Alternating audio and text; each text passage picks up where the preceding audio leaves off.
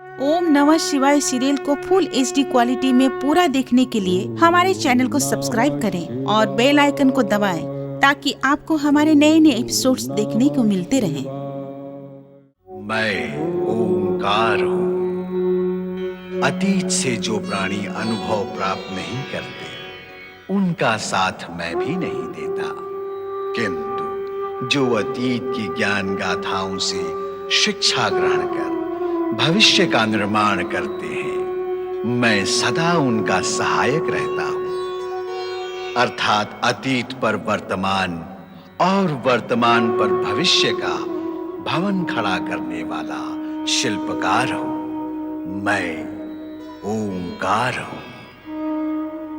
कैलाश पर श्री हरि विष्णु, लक्ष्मी, ब्रह्मा व सरस्वती पहुंचते हैं और शिव के श्रृंगार की चर्चा करते हैं। श्री हरि विष्णु नारद को हिमालय राज के यहाँ बारात के स्वागत हेतु भेजते हैं। आकाश मार्ग से होते हुए बारात हिमालय भवन पहुंचती है। नंदी पर बैठे भभूतधारी शिव और भूत पिशाचों को देखकर मैना रानी बेसुध हो जाती है और शिव पार्वती विवाह की स्वीकृति नहीं देती। नारद श्री हरि विष्णु व पार्वती के समझाने पर मैना शंकाहीन होकर भोलेनाथ के मनोहारी रूप के दर्शन कर अति प्रसन्न होती है। कन्यादान के समय गुरु गर्ग द्वारा शिव के कुल गोत्र आदि पूछने पर नारद उत्तेजित होकर कहते हैं कि जगत पिता का कुल और गोत्र श्रेष्ठ ही होता है।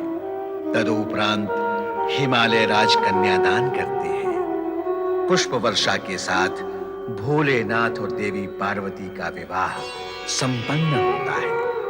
देवगण और सभी उपस्थित अतिथि हर्षोल्लास में मग्न शिव पार्वती की जय जयकार करते हैं और उधर विवाह की सूचना प्राप्त होने पर तारकासुर भयभीत व क्रोधित हो उठता है। ये क्यों हुआ? कैसे हुआ? किसने होने दिया? नहीं नहीं नहीं नहीं, ये अच्छा नहीं हुआ। शिव पार्वती का विवाह किसी और के लिए शुभ होगा, परंतु मेरे लिए अशुभ है। शिव पार्वती का विवाह तो हो ही चुका है महाबली, अब क्या करना है इस विषय पर विचार करें। नहीं नहीं,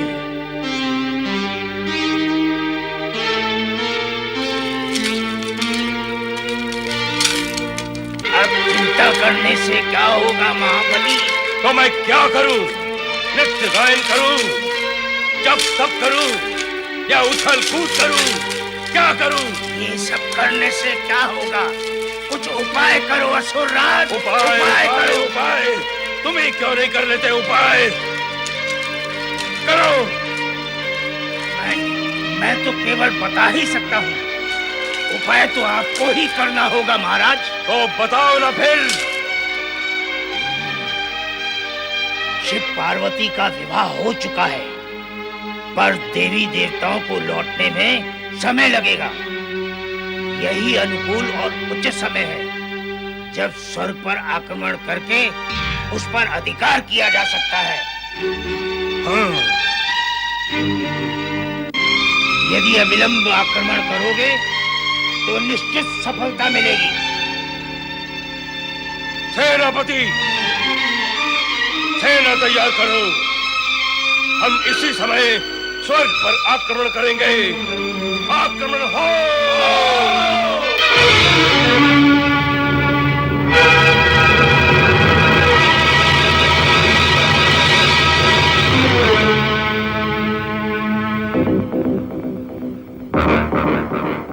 वीर दानव, हम नक्षत्र लोक में प्रवेश करने जा रहे हैं। चलो स्वर्ग की ओर।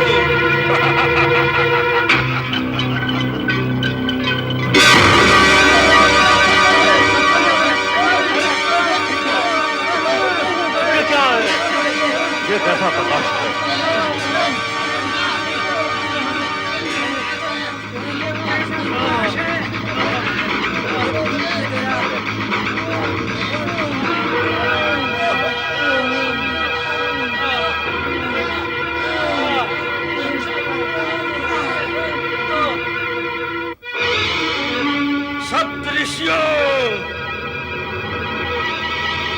हाँ तारकासुर, स्वर्ग लोक तो क्या, तुम नक्षत्र लोक में भी प्रवेश नहीं कर सकते। कर सकता हूँ। क्या तुम मेरी शक्ति से परिचित नहीं हो? शक्ति तुम्हारे पास है ही कहां। भ्रमवश तुम ब्रह्मा जी के वरदान को अपनी शक्ति समझ बैठे हो। तारकासुर की शक्ति पर प्रश्न चिन्ह कौन लगा सकता है? अहंकार में तुम सत्य से दूर हो गए हो तारकासुर। शिव विवाह के शुभ अवसर पर लाभ उठाने की तुम्हारी कुचेष्टा कदापि सफल नहीं होगी। अरे स्वर्ग तो सुरक्षित है धृष्ट दानव, पर तुम्हारे आचरण ने तुम्हें असुरक्षित कर दिया है।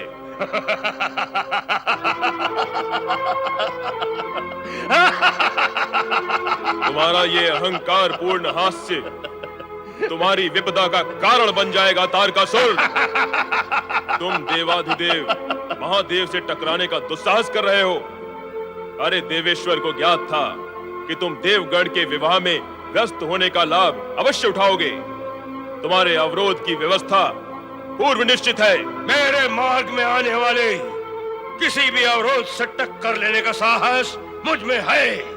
निर्बुद्धि, तू तुरंत चला जा यहां से, अन्यथा तू पृथ्वी लोक कभी नहीं पहुंच पाएगा। चला जाऊं? जिस प्रयोजन से मैं आया हूं उसे संपूर्ण किए बिना ही चला जाऊं?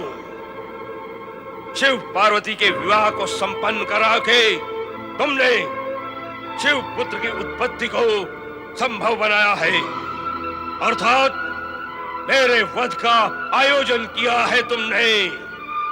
मैं भी तुम लोगों के विनाश का आयोजन करता हूं। वीर दानवों, टूट पड़ो इन मुट्ठी भर ऋषियों पर।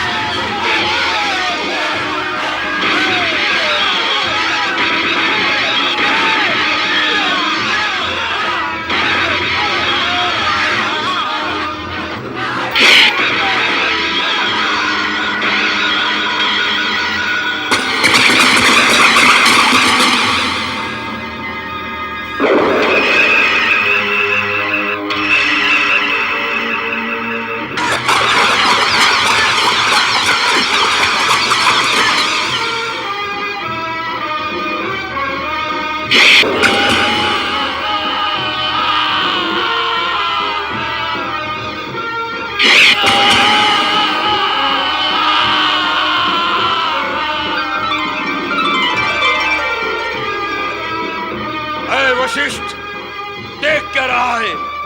आ, मुझसे युद्ध कर।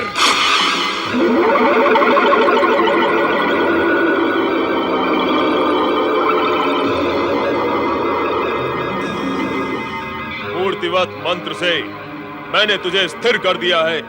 देख, देख अपनी सेना की विनाश लीला देख।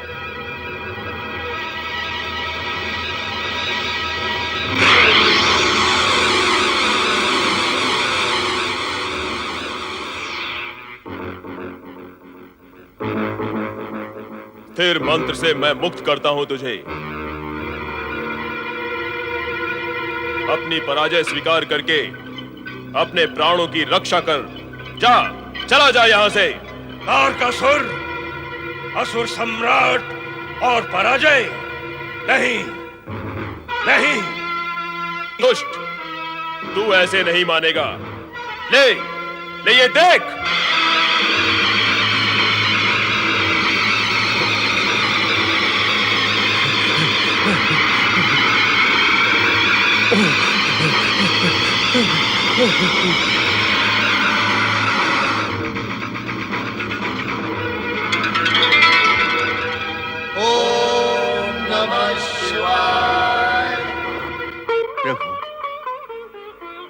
शिव पार्वती विवाह हर्षोल्लास के साथ संपन्न हुआ। अब हमें अपने अपने लोक में लौट चलना चाहिए। देवराज, विवाह तो हो गया, परंतु कुछ विधियां और औपचारिकताएं अभी शेष हैं। हाँ, हमें कुछ समय तक प्रतीक्षा करनी होगी। नारायण नारायण नारायण। भ्रमण चक्र पूरा कराए नारद। श्री हरि, मैं जब एक स्थान से दूसरे स्थान पर जाता हूँ तब कहीं जाकर मेरा चक्र संपूर्ण होता है, परंतु आप परमपिता ब्रह्मा जी और त्रिकालदर्शी शिव जी प्रत्यक्ष न जाकर अपनी परोक्ष शक्ति से सभी कार्य बड़ी सहजता से पूर्ण कर देते हैं। प्रतीत होता है कोई नई कथा कहने की तैयारी में हो नारद। कथा नहीं परमपिता, सत्य, परम सत्य, विराट सत्य। भगवान शिवशंकर की कृपा और भक्त वत्सलता देखिए। हम सब यहाँ शिवशंकर के विवाह में सम्मिलित होने आए हैं और वहां महातारकासुर के अत्याचार से शिवशंकर ने उपस्थित न रहकर अपनी परोक्ष शक्ति से भक्तों की रक्षा की। स्वर्ग सुरक्षित है ना देवर्षि? प्रत्यक्ष न जाकर भी भोलेनाथ अपने भक्तों की रक्षा करते हैं देवराज। फिर आप क्यों चिंतित होते हैं? स्वर्ग सुरक्षित है देवराज। भगवान भोलेनाथ शिव शंकर की जय। भगवान भोलेनाथ शिव शंकर की जय। यहां से विदा लेने से पूर्व भोलेनाथ की आज्ञा आवश्यक है। इस समय वो जनवासे में देवियों से घिरे बैठे हैं। अब देवियां छोड़ेंगी तब देंगे ना आज्ञा। भोलेनाथ, आप चिंता न करें। कुछ दिन पार्वती हमारे साथ ब्रह्मलोक में रहेगी, फिर आपके पास कैलाश पर आ जाएगी। ऐसे कैसे होगा? ब्रह्मलोक में रहने के पश्चात कुछ समय के लिए हमारे साथ वैकुंठ में भी तो रहेंगी। हम इन्हें कैलाश पहुंचा देंगे। आप तनिक भी चिंता न करें महेश्वर। आप दोनों मिलकर मुझे चिंतित करने का आयोजन भी कर रही हो और साथ साथ ये भी कह रही हो कि मैं चिंतित न हूं। वो तो मैं अवश्य होऊंगा। सुन रही हो देवी पार्वती? कहाँ तो भोलेनाथ ने तुम्हारे बिना युग के युग काट लिए और आप एक पल भी तुम्हारे बिना रहने को तैयार नहीं है। युग काटे हैं, युग युगांतर के मिलन की प्रतीक्षा में। अब तो ये मिलन विराट और व्यापक सत्य सिद्ध होगा। आप दोनों चिंता ना करें देवी। ब्रह्मदेव, एक एक करके सभी अतिथि जा रहे हैं। अब हमें भी चलने की तैयारी करनी होगी। विदा होने पर ही चलना होगा श्रीहरि। हिमालय राज न जाने क्यों बारात को विदा करने में विलंब कर रहे हैं। नारायण नारायण नारायण श्रीमन नारायण नारायण नारायण। कहाँ चले गए थे नारद? आपके चरण और आपकी शरण छोड़कर मैं कहाँ जा सकता हूँ प्रभु? नारद के लिए अन्य कहीं स्थान है ही कहाँ? मैं तो भगवान भोलेनाथ की लीलाएं मात्र देख रहा था। ना देखा करो ये लीलाएं। क्यों प्रभु? फिर नारद लीला भी तो आरंभ करनी होगी। नारायण नारायण, वो भी आप देवगण ही आरंभ कराते हैं। मैं तो मात्र उसे मूर्त रूप देता हूँ, वो भी आपकी आज्ञा से, लोक कल्याण के निमित्त। अच्छा नारद, बारात विदा कब हो रही है? हिमालय राज तो शीघ्र बारात विदा करने के पक्ष में ही नहीं, और मैं ये विचार कर रहा हूँ कि शिव पार्वती विवाह हर्ष उल्लास से पूर्ण हो गया है, तो अब देवगणों का अपूर्ण कार्य भी पूर्ण हो जाए तो अच्छा होगा। नारायण नारायण। नारद, तुम सदा सांकेतिक भाषा का ही प्रयोग करते हो। स्पष्ट कहो, क्या कहना चाहते हो? श्री हरि, संपूर्ण जगत जिसके संकेत पर संचालित हो रहा हो, उन्हें भला सांकेतिक भाषा समझने में कठिनाई कैसे हो सकती है? प्रभु, मेरा अभिप्राय यह है कि देवगण तारकासुर के अत्याचार से कब मुक्त होंगे? सभी कार्य यथा समय पूर्ण होते हैं नारद। ये कार्य भी समय आने पर ही पूर्ण होगा। नारद, देवराज इंद्र और देवताओं के प्रतिनिधि बनकर तुम उनके पक्ष में विचार नहीं कर रहे? क्या उन्होंने तुम्हें इसी प्रयोजन से यहाँ भेजा है? नहीं नहीं प्रभु, मैं तो अपने मन की प्रेरणा से कह रहा हूँ। ये तारकासुर के अत्याचार से देवगण की रक्षा करनी ही चाहिए। श्री हरि विष्णु जी, सृजनहार ब्रह्मा जी एवं देव ऋषि नारद, मेरा सादर प्रणाम स्वीकार करें। हिमालय राज, सर्वप्रथम आप ये बताएं कि बारात कब विदा कर रहे हैं? उसी विषय में आप सभी से निवेदन करने आया था। इसमें निवेदन कैसा? हिमालय राज, ये तो रीति है। विवाह के पश्चात विदाई तो होती ही है। आज का मुहूर्त शुभ है, यह कार्य आज ही संपन्न करें हिमालय राज। पर मैं तो ये निवेदन करने आया था कि शिव जी बस अभी बाराती और कुछ दिन के लिए हमारा आतिथ्य स्वीकार करने की कृपा करें। नारायण नारायण। हिमालय राज, आप पुत्री मोह से मुक्त नहीं हो रहे हैं। देव ऋषि नारद, संतान के मोह से कोई पिता मुक्त नहीं हो सकता। पार्वती का विवाह शिव जी से हो चुका है पर्वतराज। अब पुत्री के प्रति अधिक मोह उचित नहीं। कन्या को तो पराये घर जाना ही होता है। अब आप शिव पार्वती को सहर्ष विदा करें। मैं भी तो यही चाहता हूँ ब्रह्मदेव। फिर बाधा कहाँ है? पार्वती की सखियों की व स्वयं मैना रानी की इच्छा है कि उनकी पुत्री व जमाता कुछ दिन और उनके संग, उनके सम्मुख रहें। ऐसा करना मेरे अधिकार में तो नहीं है। इसलिए आप सबसे निवेदन है कि आप इस विषय में मेरी सहायता करें। आहा, क्या निवेदन है हिमालय राज। आहा, आपके इस नम्र निवेदन में बंधन है, बिछोह की वेदना है और संवेदना भी। जिस भाव, भाषा और मुद्रा में आपने अपना नम्र निवेदन प्रकट किया है हिमालय राज, इस समय यदि आप भगवान श्री हरि विष्णु से वैकुंठ और परमपिता ब्रह्मा जी से ब्रह्मलोक मांग लेंगे तो वो दे भी देंगे। जिस सरल, सहज और सुबोध भाषा में आपने अपना निवेदन प्रकट किया है, उसे अस्वीकार करने की कठोरता भला कौन कर सकता है न प्रभु?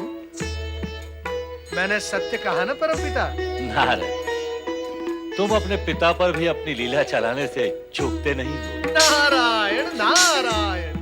परमपिता, आप भली भांति जानते हैं कि हम सब की लीलाएं शिव लीला के अधीन है।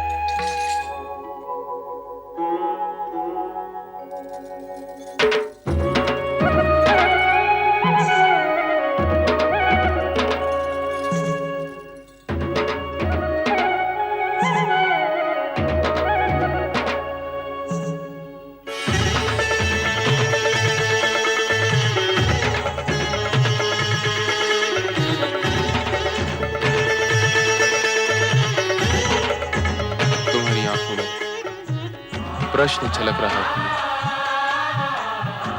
क्या तुम कुछ पूछना चाहती हो?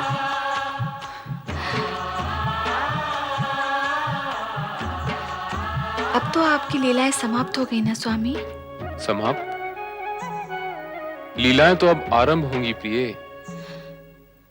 तो क्या आप अब भी मेरी माता को भ्रमित और व्यथित करेंगे?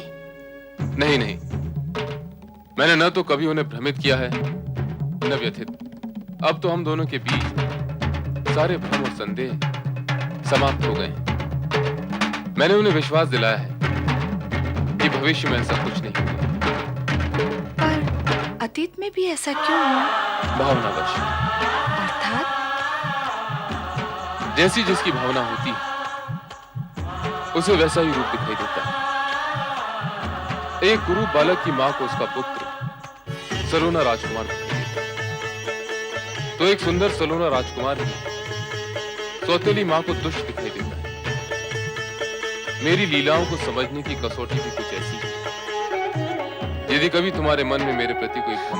नहीं स्वामी, ना तो मेरे मन में आपके प्रति कभी भ्रम उत्पन्न होगा और ना ही मुझे आपके विचित्र रूप और अनोखी लीला देखने का अवसर मिलेगा। बस तो फिर सब शुभ ही शुभ होगा प्रिय।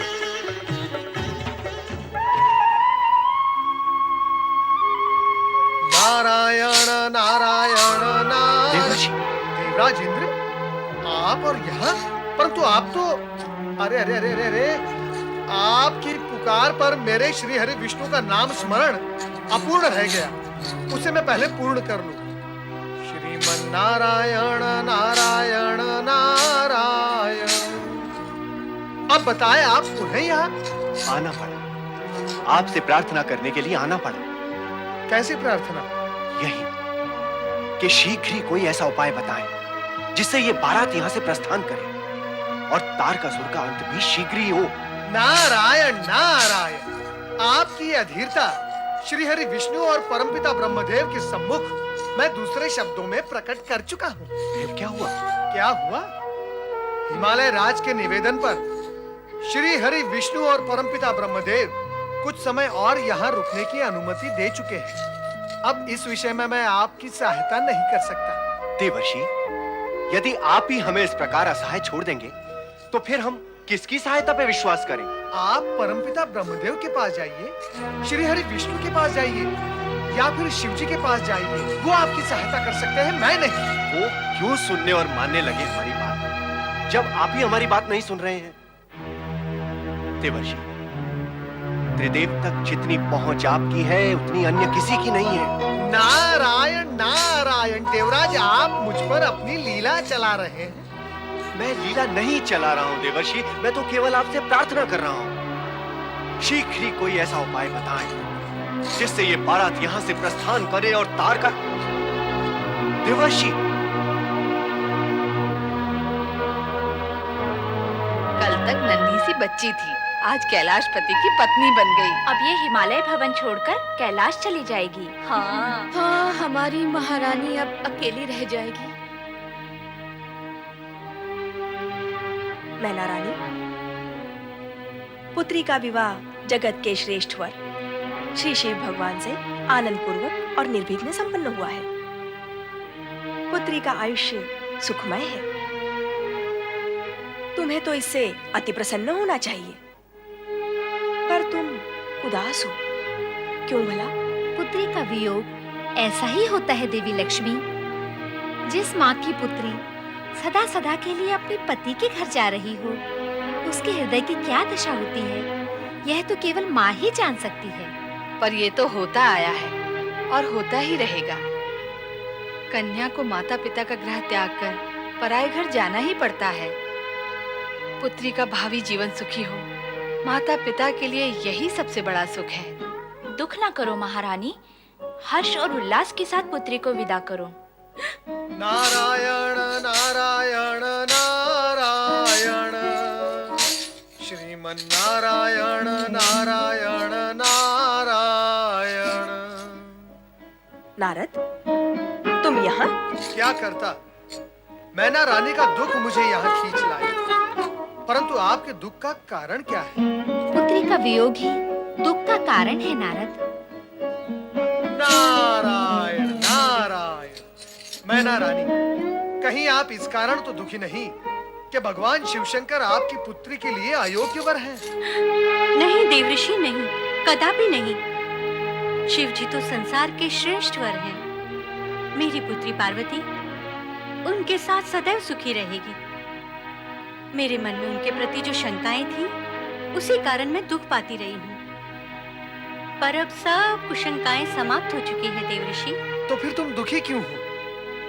प्रसन्नता पूर्वक अपनी पुत्री को विदा क्यों नहीं करती? तुम्हें पुत्री मोह है और तुम्हारी पुत्री भगवान शिवशंकर पर मोहित है। विवाह पश्चात तुम्हारे मोह का नहीं, इनके मोह का अधिक महत्व है। अतः मोह त्याग कर प्रसन्नता पूर्वक अपनी पुत्री को विदा करो।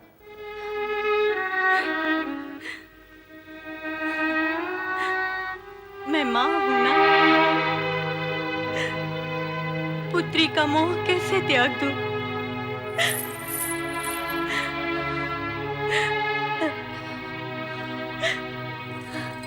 अपने हृदय के अंश को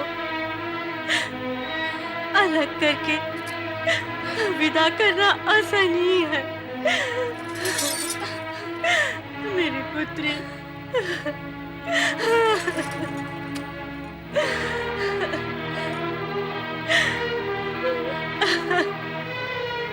मैना रानी, पुत्री को सहर्ष विदा करो। हाँ, समस्त देवगण प्रतीक्षा कर रहे हैं। अब बारात विदा कर दीजिए। अब अधिक विलंब उचित नहीं। नारायण नारायण। चलो मैना रानी। आओ पुत्री।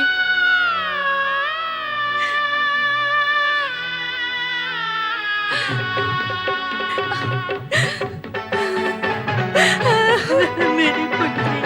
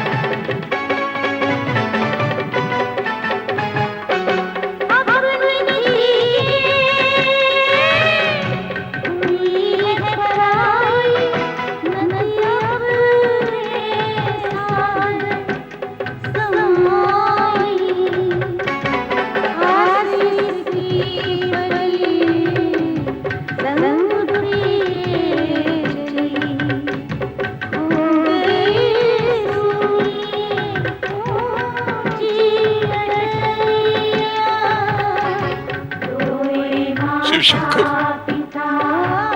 आज से हम आपको अपना सर्वस्व सौंप रहे हैं। बड़े लाड प्यार से पली है मेरी बच्ची, उसका ध्यान रखना भोलेनाथ। आप तनिक भी चिंता ना करें, मैं पति धर्म का पालन करते हुए पार्वती के सुख दुख का सदा ध्यान रखूंगा। तो अब चले भोलेश्वर? जैसी आपकी इच्छा।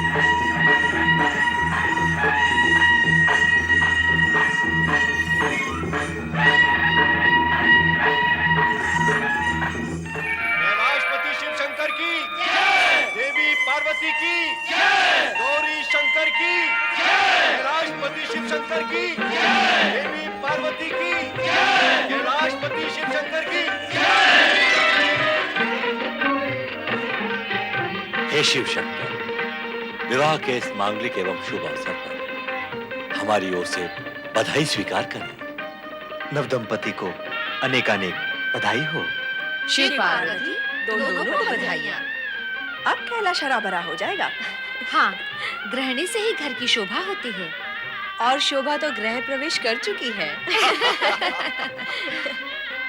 अत्यंत मंगलमय समय है भोलेनाथ। हाँ देवराज, चारों ओर मंगलमय वातावरण है।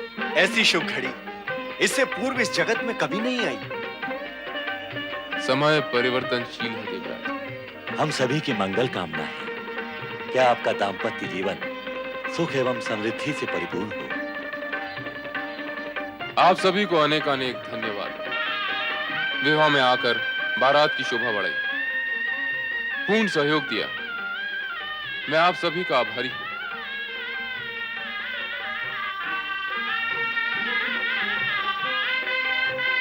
नारायण नारायण, धन्य है आप और आपकी लीला, धन्य है।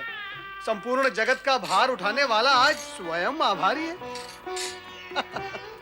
नारद, तुम्हारा मन किसके भार से भारी हो रहा है? भोलेनाथ, तीनों लोकों में तारकासुर ही सभी के जीवन का भार बना हुआ है।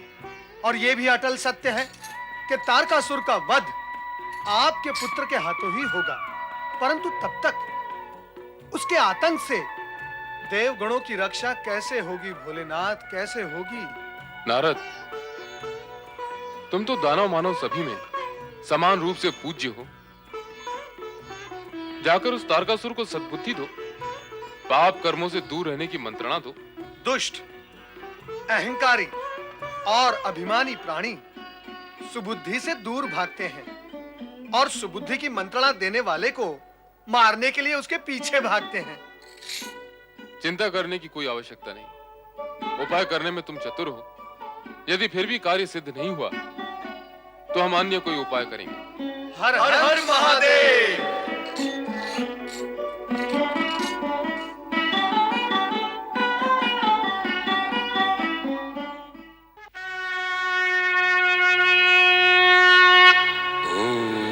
नमः शिवाय, ओम नमः शिवाय।